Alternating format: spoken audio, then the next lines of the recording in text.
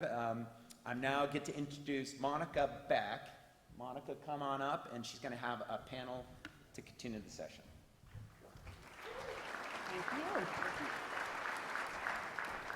Good afternoon, everyone. So it's me holding you up from lunch.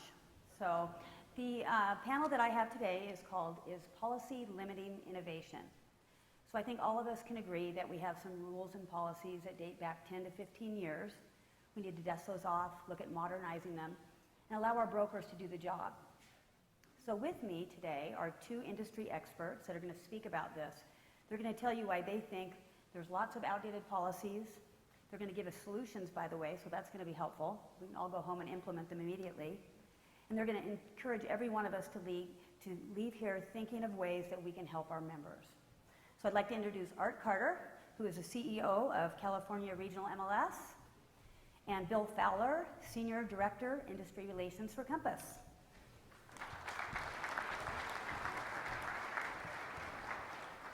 Monica, Bill and I were backstage talking and following Chip's lead. Okay. We decided we don't want to talk about innovation and policy. We'd prefer to talk about football if we could. We can. Huskies for college, Seahawks for pro. No, Saints and Rams, that's what Okay. we're, and why we both hate the Patriots, if that would be okay. I like that. I hate the Patriots as well, yeah. This is an unruly bunch, but what we're going to do is start with Art, because we like to pick on him just a little bit. I thought he was going to comment about my hair, since that was the theme for today. But I'd like you, Art, to talk about a traditional policy that you think is broken, when we're advertising and other members listening, but you need their permission. So CMLS put out a proposal to the MLS Emerging Issues Task Force, and it really was built around the premise that with the consent decree going away, that maybe it was time to take a look at this policy, the VOW, the IDX policy in its entirety. And what our thought process was is you go back to the premise that we all should be concerned about in policy, and that is how do we enhance cooperation and the compensation aspect of what it is that we do. And if you look at VOW and IDX policy, at the CMLS level, we try to be very policy driven.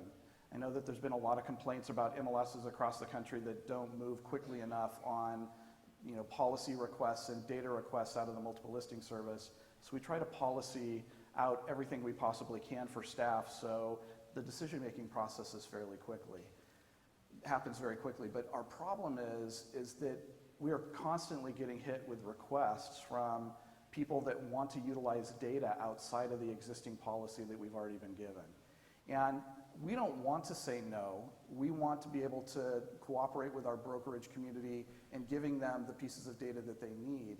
So really this policy was built out of that desire to put together something that core CMLS belief that when it comes to policy, it shouldn't be tied to an underpinning technology. And it really should be, from a policy standpoint, dealing with those ideas of especially enhancing cooperation and compensation within the system. So this advertising policy was presented to the Emerging Issues Task Force. And we're very pleased with the process. It, I think, went fairly well. They did decide to move on in a different direction from the policy that we put out.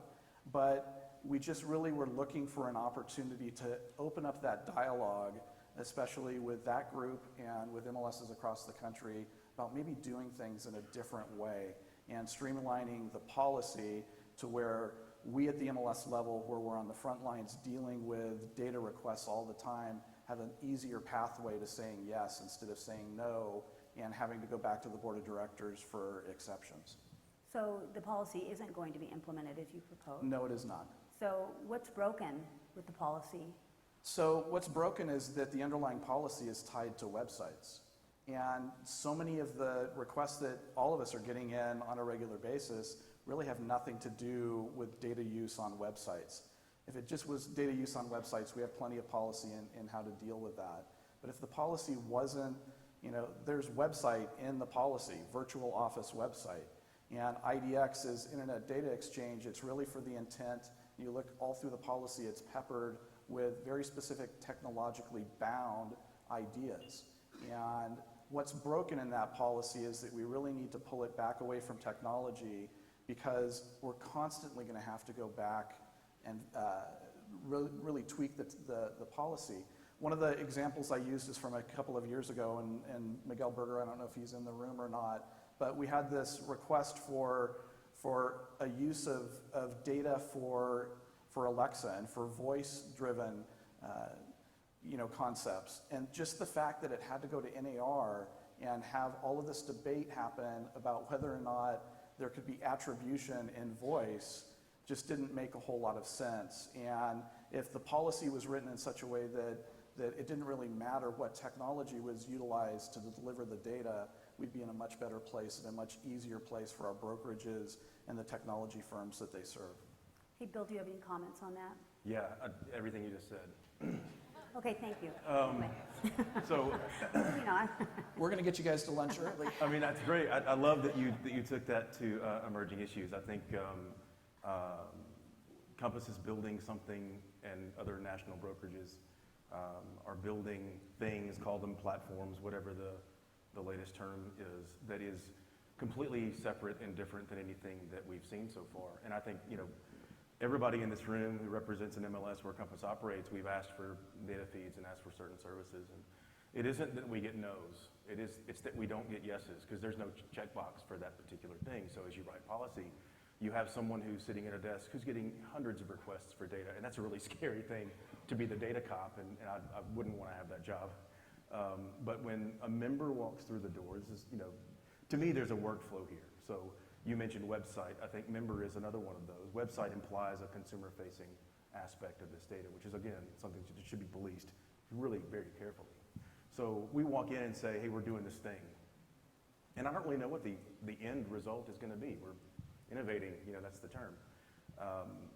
But the MLS wants a very specific box in which to put whatever it is that you're doing. We need to give you the right data. And the menu just isn't adequate at the moment. IDX was created for a very specific purpose, actually a non-member data feed for a website vendor to build, publicly searchable framed things. And that's 2000. That was a long time ago. What do you see that third box being on the IDX agreements or the data use agreements? Well, the easy answer would be like everything, but I know that that's not feasible. I think we need to think, like you Art mentioned with Alexa. There are technologies that are emerging that simply require a different answer, and the answer is a wider data opportunity. And then with a member, companies like Compass and Compass who are using this data, who are members of this MLS, have just as much at stake with data security as the MLS itself. So we need to work together to make sure that whatever the offering is, that we are both responsible for keeping that offering safe and secure and used appropriately.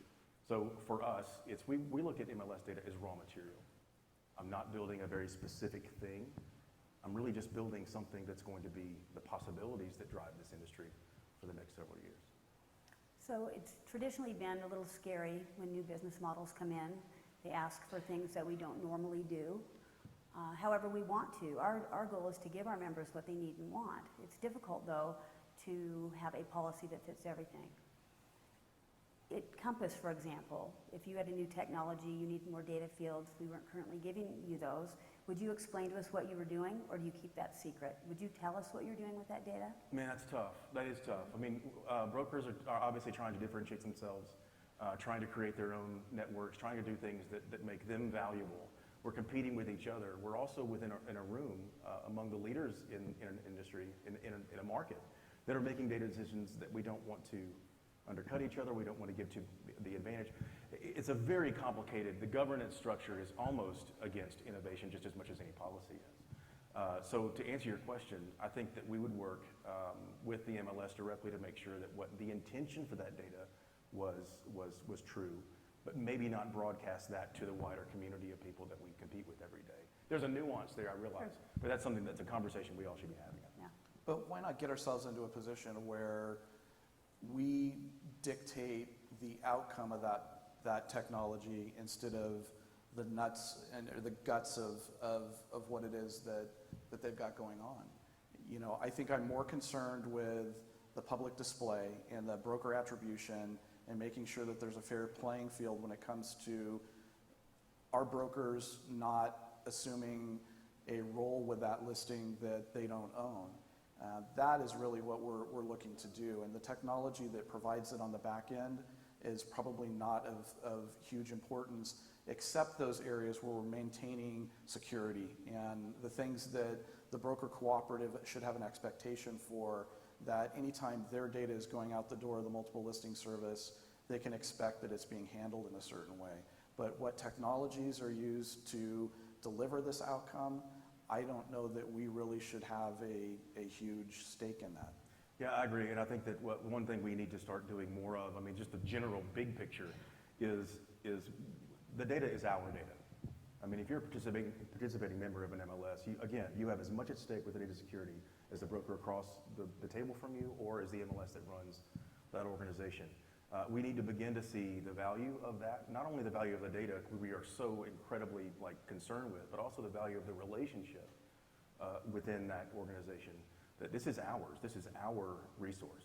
And to me, we need to start getting past the assumption that this is an IDX site, this is a VOW site, this is a back office site. And currently Compass mixes all those things together to accomplish a goal that is really outside of each of those individual mandates, which is it's broken, it's a problem. And we don't want to be seen as trying to throw something together and misuse the data at all. We just feel like the menu needs to be expanded.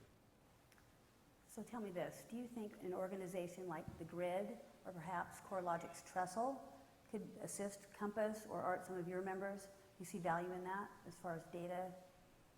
Yeah, Rob Larson isn't here, so I can say this. Yeah. Yeah, there's absolutely value in an aggregated data source, especially for the end user's use of that data. And one of the things that we're constantly, up against, and I'm sporting my Rezo socks today. I think data standards gets us a lot of ways towards making sure that our vendor community has an even playing field at every MLS that they walk into. I mean, that was the primary goal of what it is that we're trying to do. And whether or not it's a one-off technology that aggregates the data, or we take these underlying MLS databases and homogenize them to the point where the delivery mechanism for the vendor community is much, much more streamlined. The speaker this morning was talking about, we got to take a look at not just our companies, but our industry as a whole, and what areas of friction that we can take out of the process should we focus on. And those really are the first things that we should be talking about. And the policy and the data delivery mechanisms are, I think they're the two first things that would be first things first in my mind. Bill? Yeah, I wore my socks yesterday, by the way, just for everybody who's curious. I'm just happy you're wearing socks today. I am wearing socks today. I just forgot my Reso socks today. I should have done that. But that would have been a little bit too weird. We both wore the same socks, right? I'm staring at a picture of all the Topgolf prize winners in front of me, so I don't know. Okay, so not quite as weird as Troy. You guys can't see it, but you'll see it very shortly. How did you get Reso socks? What's that? How did you get Reso socks? If you come to the Reso conference, Oh. you get to have Reso socks. Okay. So at Reso, I did a presentation at Reso. Was that Got good, some Sam? socks. I'm good. Process. What Reso has done has created a standard for data transmission, for data, how it looks, how it's delivered. And as Art just mentioned, I think the frontier for standards is policy. And one thing with Reso, which is a challenge, is we can all say that things need to be done. Standards are great for for all of us. Its implementation is a humongous challenge. It's one thing to say, oh yeah, we all want data standards and data delivery standards. Yes, policy, great idea. But it's having that, permeate across the country is incredibly difficult. So then you look at the companies that offer API services, that if you want to attach a policy standard, maybe that's the place to do that. It seems to make sense. I'm not smart enough to figure out exactly how that works, but I think that's the next conversation is, within an environment like Reso, is to look at policy and look at the ability to make sweeping changes in terms of policy and do it in a big way quickly. And I think it's important to note that, kudos to the Grid and Trestle, that's the main thing they're trying to do, is to take the friction out of the process of brokers who are spanning multiple markets, getting data in the ways that they need. And as much as that experience can be homogenous for the brokerage community and the vendors that serve them, I think it would be a huge, huge benefit and a huge win. Yeah, I want to add one more thing to that, is that there is a frightening trend amongst broker building platforms, which is trying to get as much information as possible to differentiate themselves.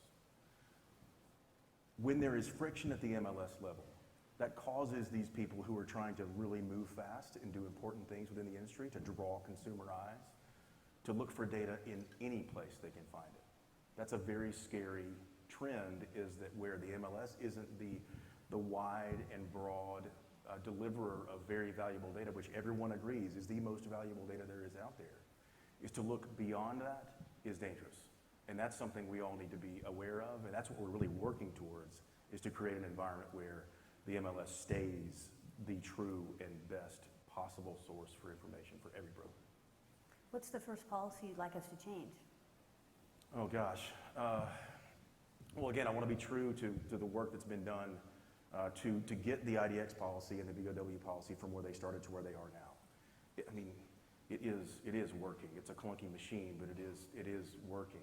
If I were to change anything, it would be to just add a menu item, a level of service. I think we're the two polar opposites of a broker member within an MLS. You got the mom and pop, and then you have this. They're getting further apart from each other. They are needing lots of different things. The Compasses and the national brokerages of the world are needing a lot more heavy lifting out of the MLS. We need to back our 18-wheeler up to that store and get a lot more data, not necessarily interactive day-to-day services, more data services. The mom and pop need everyday services. So it would be to expand the menu. The menu for the mom and pop, typically in an MLS, is pretty robust. The menu for the national brokerages that need a pretty different experience is fairly thin, if at all. So technology brokers need more. They need additional data fields. I mean, do you get them all now? Yeah, I think that's the conversation to have at the MLS level, is like, Yep. What does enough look like? And that's really, we need to have that seriously at the market level. You should come talk to us. I'd love Yeah, to. that's great. Art? You know, we'll go back to the presentation that we had before this with 8.0, and I think that's a huge first start. You know, if I look out at the industry as a whole, the major thing that concerns me is this eroding of cooperation. It's the compensation piece of it. You know, the lawsuits will deal with that, but the whole lack of cooperation within the brokerage community and this thought process that I'm going to be best able to serve my client by taking things off of the multiple listing service and not cooperating with other brokerages is just very, very short-sighted. And it's not the answer. It's not the answer for sub-markets, micro-markets. It's not an answer for the industry as a whole. And we're not fans of coming soon within the CMLS system because we think it's just a way of subjugating the whole entire DOM issue, days on market. But we think that there are some processes that, as long as you're being transparent and open about how many days a property has been marketed, that 8.0 I think will go a long ways towards answering a lot of the concerns that we have about cooperation within our markets. How do you feel about coming soon, Bill? Yeah, I think the first thing that I would say is that there is a misconception that a coming soon equals a pocket listing. And I want to do everything I can. I'm glad the mic is on, because that's a pretty important thing for Compass to say very loudly and publicly. I think that every listing belongs in the MLS, and that Art is a good example. I have a lot of relationships around the country. When we have broken the rules or run afoul of local rules and regs in terms of pre-marketing stuff, I get phone calls and we fix it. So I'm a huge fan of policy around coming soon because I think it needs some clear definitions. We should eradicate any listing that's not on the MLS. We should eradicate private listing networks. We should do what we can to make sure that the MLS stays at the absolute center of the real estate transaction. So having said all that, pre-marketing is a service that is extremely popular, and it is a consumer service. And it's something that we have obviously built a lot of our foundational business model on, and I want to continue to do that, but I want to do it within the boundaries of what the MLS rules and regs are. I would like to have a voice in that conversation. So we have 23 days to have that conversation, and I'm eager to do that. Some MLSs allow coming soon, some don't. I happen to be at one that doesn't. So I guess we should have that conversation, hear your opinion. Yeah, I think it's, again, it just needs to, what this all comes down to, we've said this in a lot of different ways since we've been up here, is communication. Absolutely. Is making sure that the broker and the MLS maintain that communication, that there are no assumptions, that policy isn't made without every voice in that room having been heard. Okay, so to wrap it up, policy is stifling innovation, but there's hope. We can all come to the table and talk about it. For each of you, I would ask you one last thing. What do you see? Is CMLS a forum for that change, or should it be done locally, at the national level? All three. I think, or did you say four? I don't. Doesn't matter. I lost count. I think that we need to get people who are subject matter experts in the room talking about this stuff. Honest and forthright debate about these issues is the way that things should occur. And I'll throw this out there. If you're on an MLS, you're on the NAR MLS committee, and you're using the NAR MLS forum to educate yourself on issues that you're going to be voting on in less than an hour, please get off the committee. I think from a practical standpoint, we need people who are engaged and are going to make very well thought out decisions on the issues that are in front of the industry. And if you're not educated on them, it's a great pin to have in your lapel, but find somebody else that might be a little bit better served in providing that feedback to the committee. Absolutely. We have to wrap up here. Bill, do you want to say anything else? Yeah, the list that you just mentioned, yes, policy is not bad. Policy is fantastic. Fractured policy, uninformed policy, knee-jerk policy, all bad. Informed policy, policy that's built around the information that your consumer, and our consumer is the consumer. I mean, the trickle-down effect has never been so apparent than it is right now. We all have to do right by the buyer and seller. So policy's great. Let's make one together. Awesome. Okay, thank you, gentlemen. Thank you.